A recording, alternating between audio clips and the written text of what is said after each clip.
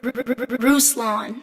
Russell Brand recently sat down with Jordan Peterson and got pressed about his brand of Christianity, if you will. This is a very interesting conversation, and the topic comes up in his latest podcast on Jordan B. Peterson's YouTube channel, The Collective Consciousness, Christ, and the Covenant. And they start talking about grace and suffering, and then they get into why so many celebrities are coming into Christ, coming into Christianity, coming to Christ. And Jordan kind of leans into, so is that what's happening to you? And it's very interesting to see this dynamic back and forth, obviously, because Jordan Peterson's kind of been dabbling with Christianity, seemingly making some professions of faith, but perhaps not going all the way to get confirmed or baptized in any sort of church. So take a listen to this exchange. This is my observation, and you tell me if it's accurate. So you've talked about being spectacularly successful in the land of hedonistic whim, let's say, and you've discussed, well, you were kind of an icon for that, right? And a model for that even. And so, you know, you're emblematic of that, of the success of that approach, but that didn't work for all sorts. So he's like, hey, man, you were the face of hedonism, sex, drugs, and rock and roll. Some of you guys don't remember Russell Brand from the 2000s. Man was wild. He was crazy. And he always kind of flirted with this idea of Christ consciousness and all this sort of stuff. And so Jordan Peterson is rightfully pointing out, hey, that did not work for you. That did not work for you. And especially in the last year where he's faced some allegations from his past, he's had his YouTube channel demonetized. It's very interesting that the kind of timing of all this. And so Jordan Peterson's kind of leaning into this entire past couple months that Russell's been more and more outspoken within his faith, and even appearing on things like the Halo app and promoting that, while at the same time kind of still dabbling with some weird tarot cards things on his Instagram that are a bit confusing. So let's listen to how he phrased this. Sorts of reasons. And so it seemed to me that you wandered out of that landscape into a kind of amorphous mysticism, but that's become more targeted, and it's become more targeted in the Christian direction recently, particularly perhaps in the last year. Is all of that accurate? Yes. Is there any? Okay, that is accurate. Okay, so what do you make of the fact that that journey out in the desert of mysticism, let's say, is well, I think the same thing is happening to you in some ways that's happening to people like Ayaan Hirsi Ali and to Neil Ferguson and to Douglas Murray and to Tom Holland and also to Richard Dawkins, is that there's... Okay, so he names a couple different people here. Ayaan Ali came out as theist Christian at the art conference. I was there in person when she made the announcement. We've covered it on the channel. He ties in Douglas Murray, who I believe Douglas Murray has called himself a Christian atheist. Richard Dawkins calls himself a cultural Christian, even though he doesn't believe. And so Peterson is kind of poking at the reality that new atheism doesn't work. And look at all these folks that have came over and have declared themselves some type of Christian. I don't know if they're actually believers in the Bible and in the resurrection event, but they've declared themselves some type of Christian. And so I think he's trying to fill out if Russell Brand is like similar cultural Christian archetype, I like the story, or if he actually believes the doctrines of the faith. There's a recognition emerging that there's something in the midst of the mystic, let's say, down in the depths of the metaphysical, that speaks of something that's much more Christian than any of us would have possibly imagined, let's say 15 years ago, or even a year ago, for that matter. And I'm wondering how that's making itself manifest specifically in your life. Like, how is this mysticism that's obviously part of your nature? That was probably what was pulling you, at least in part, in the hedonistic direction to begin with. That was somewhat desire for communion with the spirit of Dionysius and Bacchus. You know, like there's a call to self-transcendence in a kind of radical hedonism. That's for sure. And so, whoa, he said you were a hedonist because you were trying to tap into other spirits. Now, if he's saying this symbolically, I don't know, but I would definitely say that hedonism and the desire to do whatever feels good and brings the most amount of pleasure as absolutely satanic and demonic. Absolutely. So I don't know if that's what Jordan Peterson means, but that is definitely how I heard that. Oh, it's just not the optimal ground, let's say. It might be better than rank cowardice, however. You know, it was William Blake who said, wisdom through excess. And there's something to be said about that. And that's also echoed in the tale of the prodigal son, by the way. It's something to wander in the vast wastelands of the hedonistic world successfully and then come home. There's something to be celebrated in that, even though you're going to pay for your bloody sins, that's for sure. Even though they may have been necessary and even desirable in some bizarre sense. So I don't know if I agree with him there. I don't think you got to go out into the world, make a mess of your life to quote unquote build your testimony. And I don't know if that's what he's saying, but if that's what he's saying, I was like, could avoid yourself a lot of heartache. What do they say? Smart people learn from their mistakes. Wise people learn from other people's mistakes. I'd rather learn from Russell Brand's mistakes and not going out and dabbling in all kinds of foolishness. In your life at the moment, it looks to me like you've taken a Christian tilt. Like, what the hell do you make of that? And how do you know that that's just not another form of self-aggrandizing falsehood? That's a great question. How do you know it's not you just wanting more attention and this is the evolution to get more eyeballs on you? Well, you know, just when you think you've thrown the devil out. There he is again, all dressed up. Yeah. But somewhere to go.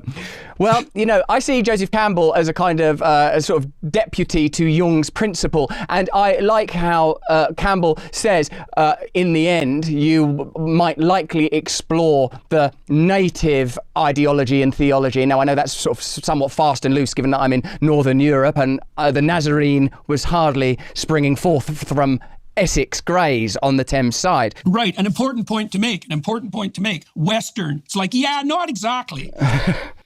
Interesting point there regarding Christianity not really being a Western religion, right? It's just not. Like the Western church, the Protestant church, the Catholic church, all of that is in Rome and in Europe. Christianity is an Eastern religion in terms of the way the world was viewed through antiquity, where you see Israel today, that's Middle East now, but that's still more of an Eastern view of things. Now, I'm not saying Eastern like Hinduism, but it's right. So anyway. Yes.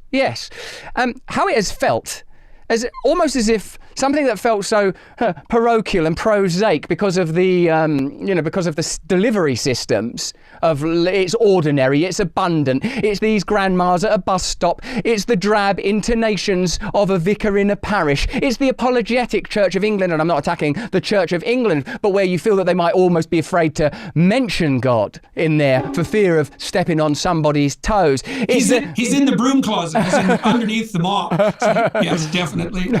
So because it felt so sort of, local, like this figure of Christ, what it's felt like is, oh, it's you. He's always been there. He's always been there. There is something in this that is not, that as you obviously are exploring as well as rather beautifully illuminating for us, there's something in these texts that is about inducing states.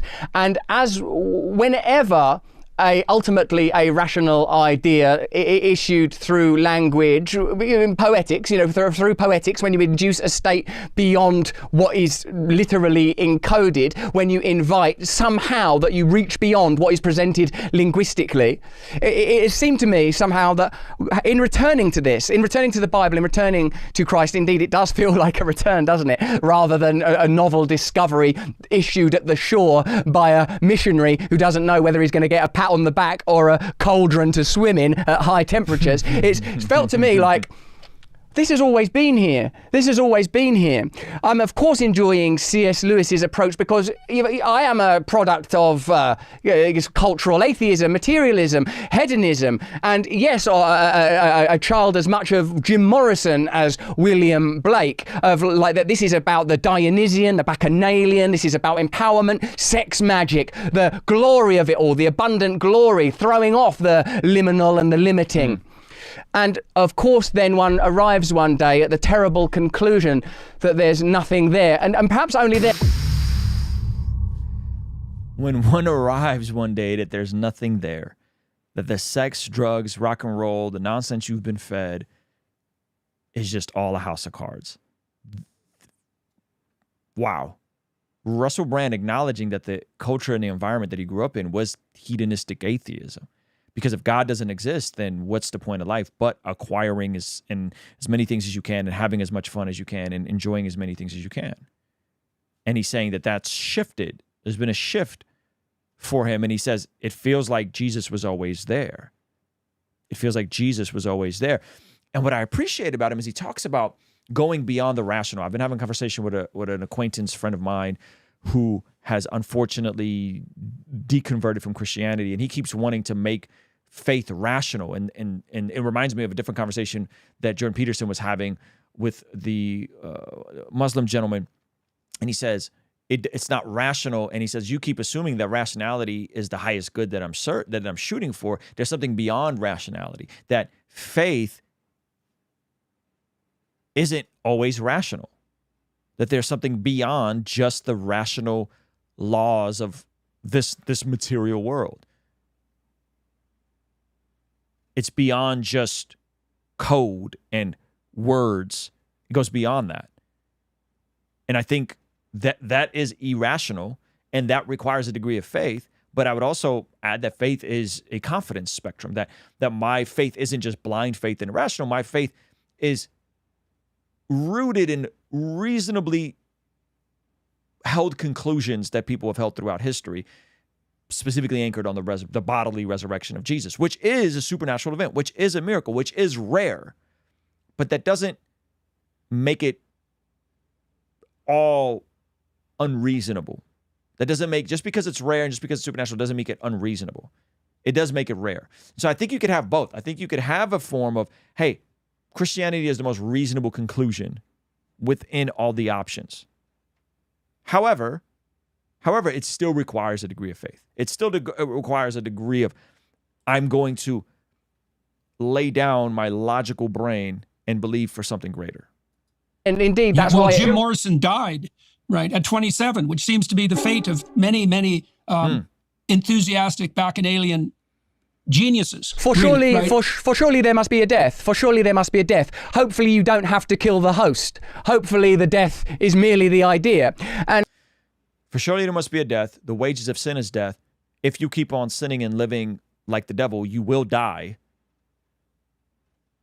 Or you will die to your flesh and allow Jesus to make you born again. But surely there will be a death. Either the wages of sin is death, or you will die and be born again.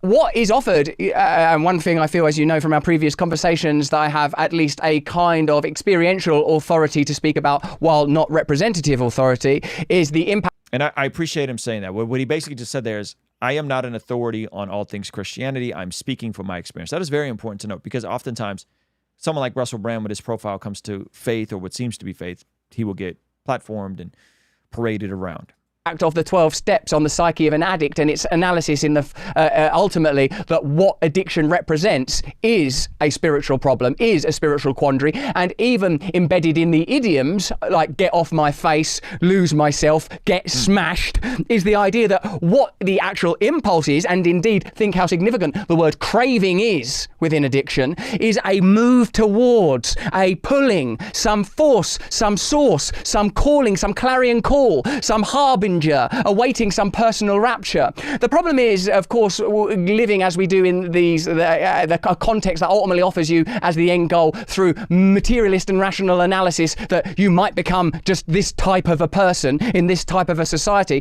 Something important is lost, and those things are explicit in the texts that undergird 12-step practice and philosophy. It is plain that they are talking primarily about, and I've said to you before, but I'll say again, that Jung was a key influence on the founders of that movement, curiously, along with first century Christianity. That what they are not saying, you know, give up drinking, give up drugs. They are saying, give up self, give up self, give up self. And what does Jesus say? In order to follow me, you must what? Lay down your life, pick up your cross. Lay down your life, and that word life in the Greek, the word life means psyche. It's the translation is closer to psyche. Give up your psyche, give up your mentality and your paradigm and your ways of doing things and what you think should happen. Give that up.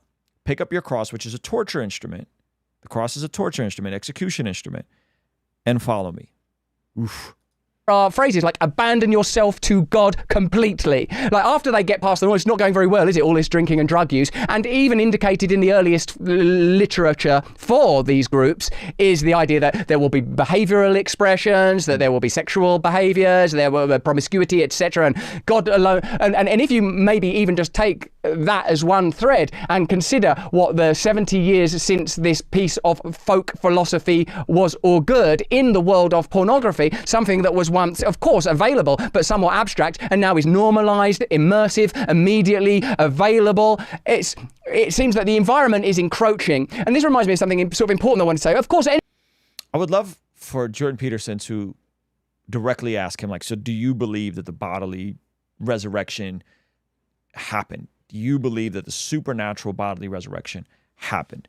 I'd be curious what he says, what he would say to that. I think Russell's there from what I'm hearing.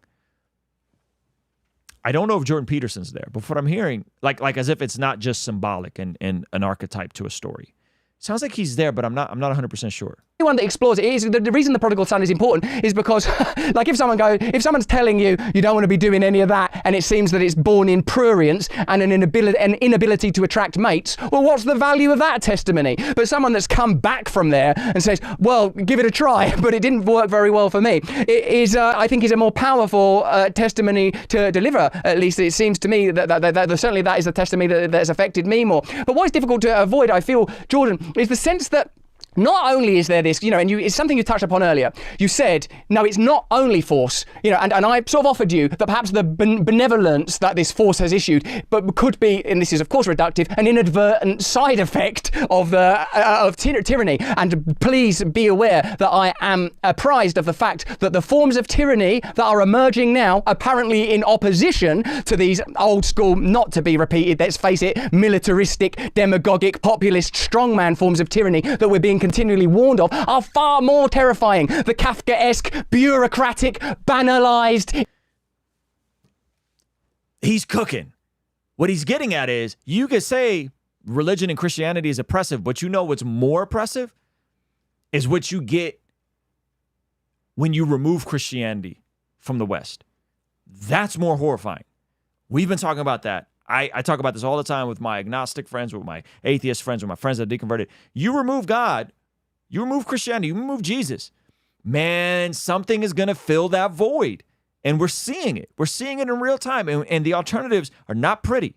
Invisible, dreadful, we're here to help. I'm afraid your inquiry can't be heard. This is diabolical. Huxley's hell terrifies me even more than Orwell's, although plainly we're in some amalgam with beautiful gilding from Kafka in the sort of unknowable quality. Where is the judge? What is the trial? Who's doing all this stuff? And it seems to me that there must be, even if we are to say it's about power, even if we are asking, is it an internal struggle? Is it my power over my instincts and the expression of those instincts in conjunction with culture that I might call self over time? There seems to be some other agent. There does indeed seem to be a serpent. There do indeed appear to be fallen angels. There do indeed appear to be ulterior forces at work. For I am struck that when I was an emblem of this culture in my hedonism, I was gloried and made much of. And when I say there is something else, we must move towards God. This is when the culture comes alive. This is when the spotlight shines. This is when the knock at the door comes. This is when forces are marshaled. It seems to me that someone must have been telling lies about Joseph K. All right, sir. Look, I'm gonna close on that. We'll obviously continue this conversation. How could it ever end? Yeah. Oh, I love the synergy between these two, man. It's fire. How's your son? He's doing so marvelously well. He's doing so, I mean, it's just beautiful. What it's done to the family dynamic, this child. Again, to see my wife mother him so beautifully, to reaffirm my connection with my two daughters, to experience the, bloody hell, man. Like, I tell you, to see your son on a slab with what appeared to be, they might as well have been sort of Mayan priests, these giant anaesthetists, before they carve open his thorax with the happy intention, of course, of saving his life. It feels biblical indeed to be confronted with that. It sounds like he went through a situation where he almost lost his kid. Who do you turn to? Who do you turn to but God in a situation like that? Gave me moments to a mother weeping for her child, the hopelessness, the despair. And of course, this was within the tundra. This was within the tundra of what amount to lies. And my God, Jordan, my God. You know, I mean, this might give you an indication why someone might go scurrying somewhat keenly towards Jesus. Jeez. Shout out to Russell Brand and Jordan Peterson. What a beautiful conversation. There seems to be something in the air. I mean, you tell me. There seems to be something in the air. Post-pandemic, especially within the last, 12 to 18 months, there seems to be something in the air with so many folks coming out more and more overt about their faith or curious about Jesus, bold declarations about Jesus. Now, I don't know how this is going to pan out for Russell. He seems older. It's always interesting when folks who are older come to the faith, right? He's married to someone that's a Catholic, so there's probably some degree of practice in his home. He's sounding like he saw some sort of miraculous happening to his son. I'm not super familiar with the story. Russell Brand reveals newborn son underwent secret surgery as SA allegations blew up.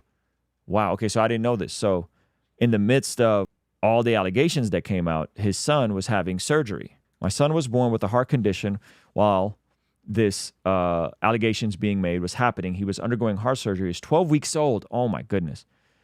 Whew. And I suppose what that did, Tucker, is it revealed that we were experiencing was a public concacation. Brandon explained why he was bringing up the subject of his son, claiming that the reaction to the documentary made him aware of what is important in life. So in the midst of him getting dragged in these allegations coming up, his son's going through open heart surgery. And to his point, if that doesn't bring you to Jesus, I don't know what will. I want to hear from you guys, though. What do you guys think about this entire situation? I'd love to hear from you guys.